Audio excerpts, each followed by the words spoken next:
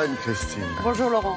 On va parler automobile, bien sûr, mais surtout sécurité. Alors, c'est important, parce que là, aujourd'hui, on pense à la circulation, les bouchons, etc. Il va y avoir une mesure, écologie, etc. Il va y avoir une mesure dans quelques mois, on sait quand d'ailleurs, qui va sans doute renforcer la sécurité, je veux dire, pour les automobilistes et sauver des vies.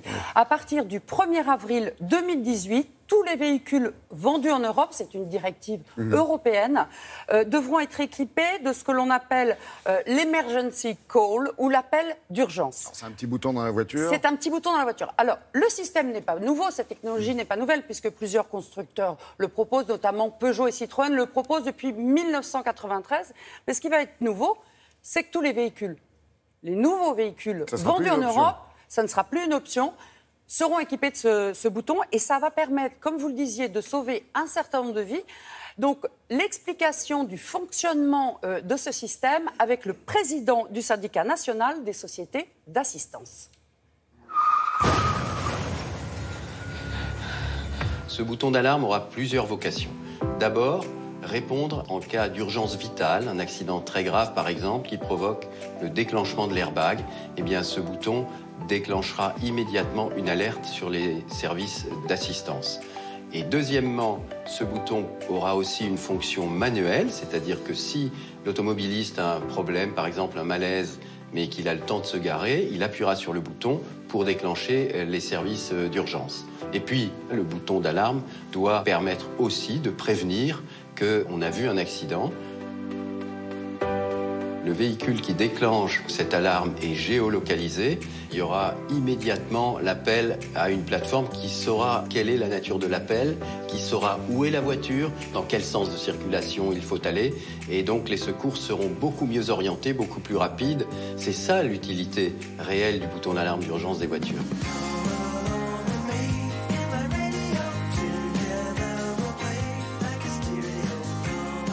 L'idée de passer par des plateformes d'assistance, c'est que nous avons toutes les infrastructures qui permettent de répondre 24 heures sur 24 à tous les types de demandes. Et nous avons, par notre expérience depuis 14 ans, constaté que 90% des demandes ne sont pas des demandes d'urgence vitale. Et nous avons l'habitude et le métier pour répondre à 100% des demandes, qu'elles soient d'urgence, on transférera au secours dans des 75 secondes, donc c'est extrêmement rapide. Et puis si les demandes ne sont pas des demandes urgentes, eh bien nous sommes équipés aussi pour pouvoir y répondre de tout type de demande autre qu'une demande d'urgence vitale. Si vous êtes à l'étranger, vous serez mis effectivement en relation avec l'organisation locale du système d'alarme d'urgence. Le premier cas de figure, vous êtes dans un cas d'urgence vitale, l'organisation locale vous renverra sur les secours locaux. Si vous n'êtes pas dans un cas d'urgence, le système vous dira de vous mettre en contact avec votre assisteur français. Le prix de ce service sera inclus dans votre prime d'assurance, il ne sera pas lié à la consommation que vous ferez du service. Et son coût sera tout à fait faible, de l'ordre de quelques centimes d'euros.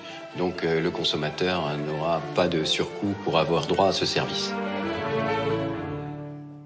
Alors, Anne-Christine, ce qu'on a aperçu à côté du petit bouton là dans l'habitacle, c'est un micro, c'est un haut-parleur. C'est exactement ça. C'est ça, ça déclenche pas juste une sonnerie quelque part. Non, pas on du est tout. en contact direct. Quelqu'un va vous parler, c'est-à-dire vous avez un accident, vous êtes inconscient.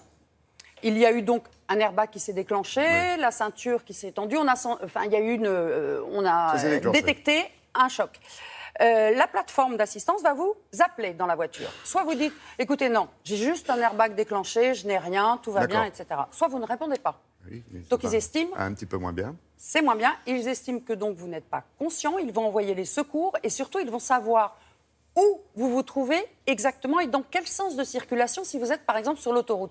Parce que vous-même, si vous êtes conscient, si vous êtes inconscient, le problème est réglé. Si vous êtes conscient, souvent vous n'êtes pas très précis parce que vous êtes choqué par l'accident, vous ne savez pas exactement où vous êtes. Oui, tout à fait. Donc ça, ou en pleine nuit. Ou en pleine nuit, exactement. Fatigué. Donc il y a une rapidité d'intervention des secours qui est très importante. C'est mieux que le téléphone, ça passe partout le système, il n'y a pas de zone C'est d'ombre.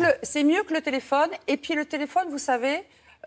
on ne se rend pas compte, mais on perd beaucoup de temps. C'est-à-dire que vous êtes d'abord choqué, après vous réalisez que vous allez appeler les secours. Du coup, vous avez un trou de mémoire en disant... Le temps de fouiller dans le sac à main. Ça, quel est le numéro, etc. Au moins là, c'est précis, c'est rapide. Anne-Christine, est-ce qu'on a estimé à peu près le nombre de vies qu'on pourrait sauver? Parce qu'on parle beaucoup du nombre d'accidents qui est souvent en augmentation, en tout cas ces derniers mois. Il y a eu pour 2016 25 000 morts sur les routes en Europe. Et là, on pourrait sauver 2500 vies. C'est-à-dire que c'est énorme. Et puis, plus le parc se rajeunira, on va dire, plus on avancera dans le temps, plus le nombre de voitures équipées du bouton d'appel d'urgence sera important.